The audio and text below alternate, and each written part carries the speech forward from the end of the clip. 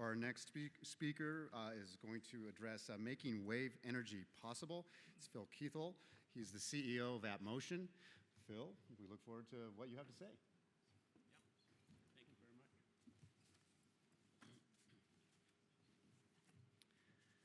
much. So greetings. I'm instructed to get us back on schedule, so I'm going to talk double time. The Atmocean Wave Energy System is an array of seawater pumps. We send pressurized seawater onshore into a desalination container and get fresh water out. I'll tell you more about that as we go through. It's been quite a journey, and really I have a couple of subtitles on my talk. Our path to developing the right product with a big market where there's little competition, and we call it market morphing. So we got a technology, we're looking for the right place to put it. We started with hurricane reduction, a simple wave-driven upwelling pump. Sounds like a far-fetched idea. It's actually feasible. Could have reduced Katrina by about a half a category according to the models that were done by the scientists, but we couldn't find a customer or a market. So onward to upwelling for ocean CO2 offsets. Bring up the deep water. It has higher nutrients. That propagates the growth of phytoplankton, which absorbs CO2. We made some 1,000-foot deep pumps for the Discovery Channel Project Earth with Professor Dave Carl, and actually pumped water using wave energy from 1,000 feet deep. We had a whale shark show up. They eat phytoplankton. So anecdotal evidence that the technology worked. But again, with the Copenhagen Climate Change Conference not coming to grips with CO2, there was no market for CO2 offsets. And so we continue to morph. Instead of pumping the water upwards, we changed it to pump the water sideways, as I alluded to in my initial statement. So this is our wave electricity sequestration technology, pumping the water from one buoy to the next, and then onshore into a Pelton turbine and a generator. We looked carefully at the technology and the costs and the electric market, and really electricity is a really tough market, and wave energy is really expensive. So the two just don't really go together. And so it was time for morph number 4, and that's pumping for desalination. Fresh water is often, most places, more valuable than electricity, especially in Southern California or the coastal deserts of the world. And that was 4A. Morph 4B was teaming up with a company from the Netherlands, Elemental Water Makers. They have a renewable energy desalination system. During the day, they use solar or wind to pump water up to the top of a hill, 300 feet high. And then at night, or when the wind is not blowing, they drain that tank down into the desalination unit and get fresh water out. They have an energy recovery device that's the heart of their system.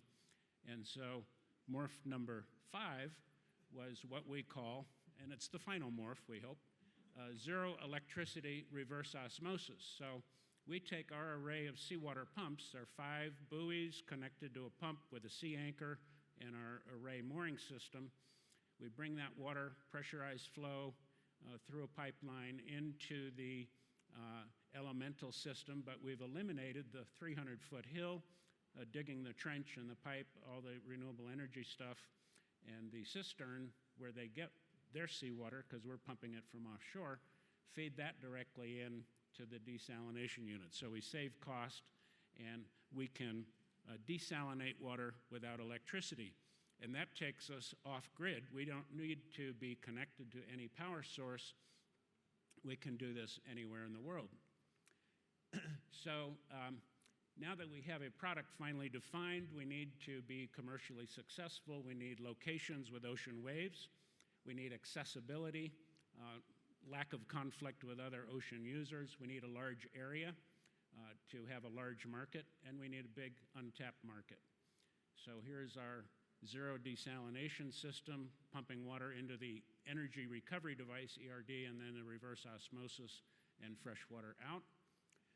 So where are the waves? The waves are generally on the west-facing coasts of the continents, North and South America, Africa, Australia, the southern coast, the Southern Ocean. The weather's always terrible, a lot of winds, that drives the big waves. And so these are the locations that are most suitable. The mid-latitudes, equatorial, and the east-facing coasts are not as suitable for wave energy, where the blue and the green are low waves. We need accessibility. We don't want to be putting our systems in Long Beach Harbor or just outside the Houston Ship Canal. So we want to be, this is a population density matrix. You can see India, China, Europe, the east coast of the US. The coastal deserts are unpopulated, and so those are the ideal regions for, in terms of accessibility for our system. And finally, this is a map of rainfall worldwide. And again, the coastal deserts show up in the white color. South Africa, the Atacama Desert of Peru and Chile. We have a demonstration system in the water in southern Peru.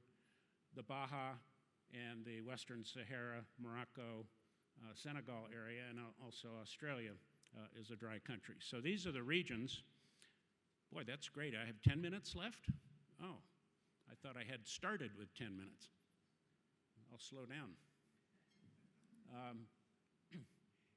Here is the untapped market, and it's CO2 drawdown.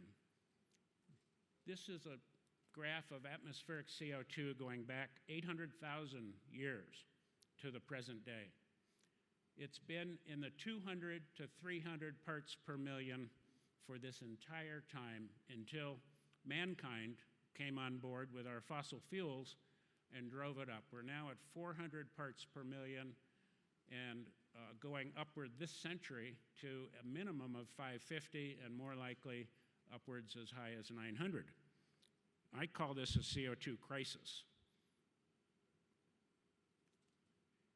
The IPCC has done projections, which I've carried out to 2150, worst case, medium case, best case, and you can see the parts per million atmospheric CO2 are going on an ever upward trajectory, except for the very optimistic best case.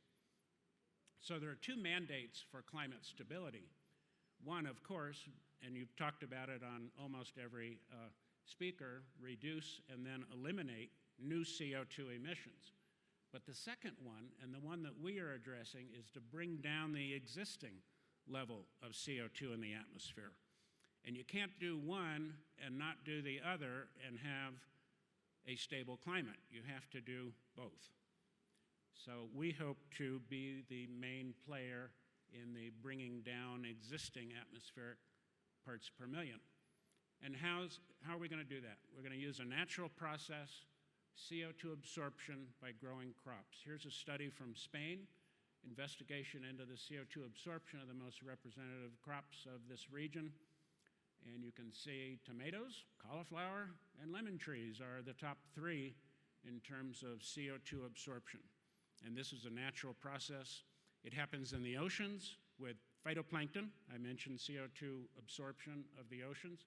It happens with the trees. It happens in the rainforest of the Amazon and everywhere. So we can take our technology and drip irrigate, take that fresh water out of the desalination unit and drip irrigate the desert to grow these crops.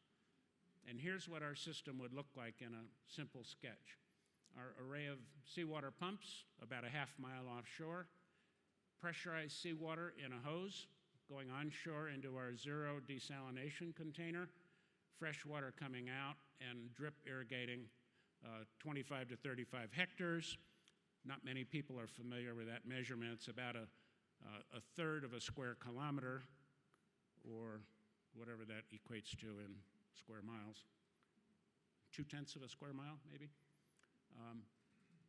So it's a very simple system, environmentally safe because we have seawater and a hose in the ocean. If we have a break in the line, there's no damage. We've had Oregon State measure the subsea acoustics of our system. They could not discern the noise of our system compared to the background ocean noise of passing ships passing in the distance and so on. So we think this will be a very viable way to deal with the excess CO2 in the atmosphere. I mentioned Peru. We have a permit from the Peru Navy in Ilo. That's in the southern part of the country. There's Bolivia. Chile is just below here.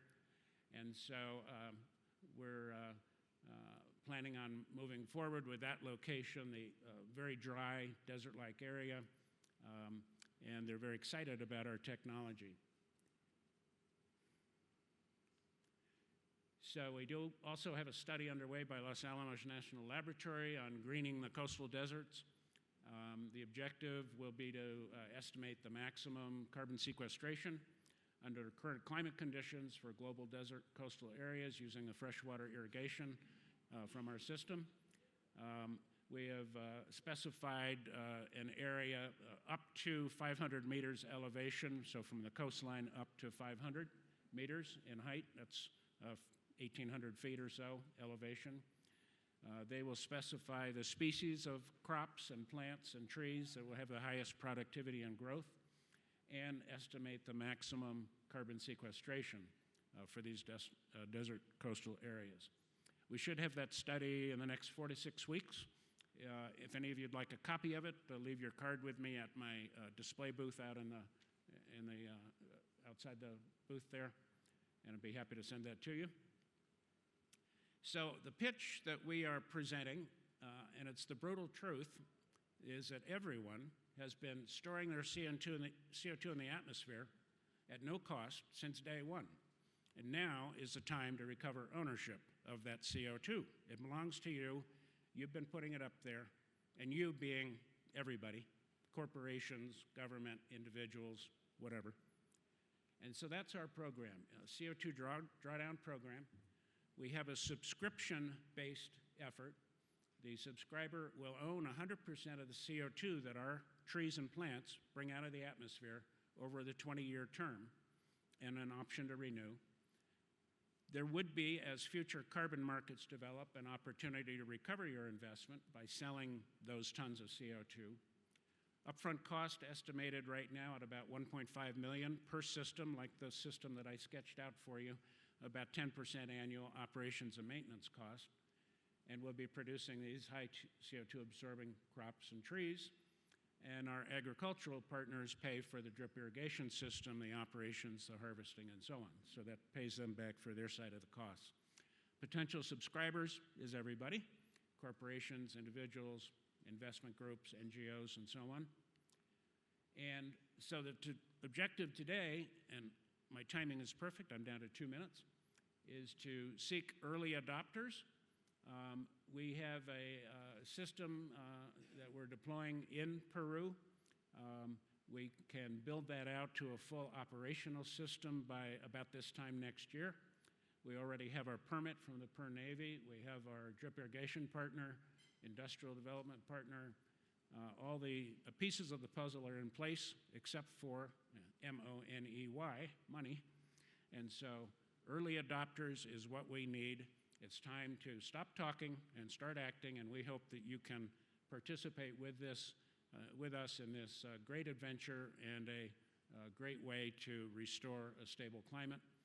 Here's a picture of our trial demo system offshore of Ilo, Peru, and my contact information there. And I'd like to mention my references, which are great publications that have given me the basis for the data that we're make this economically viable. So I guess there are maybe a few minutes for any questions, and I will be at my exhibit table during the breaks and so on, if you want to come by. Well, we want to get the first system, 1.5 million, in the water by second quarter of next year. We have a third of the system already built. We manufactured the pumps in Albuquerque, the buoys in Lima, and the miscellaneous stuff in Ilo itself. We have to build that out. Our desalination partner in the Netherlands is on board, so it's a containerized system. And again, we save costs because we don't need all of their system. So that's the initial amount that we're looking for. And we'd be delighted to work with you and anyone else who would like to participate. Any other? With the lights in my eyes, I can't see. Have you done any studies on the effects of fertilizers for the crops running into the ocean or soil running into the ocean? Fertilizers for the crops? Yeah. Actually, that will be part of the responsibility of our drip irrigation partner, Jane Companies. It's actually Nondell Jane, I believe is the correct company name. And it's a company out of India that is the largest manufacturer of irrigation pipe, and they've teamed up with an Israeli company who is expert in the agricultural and agronomic side of it. So that part of it we toss to them, and they, of course, as I mentioned, are responsible for that agricultural side of it as well as harvesting the crops. And they would earn their own money, return on investment by taking care of that side. Okay, thanks. Any others? Very good. Thank you very much.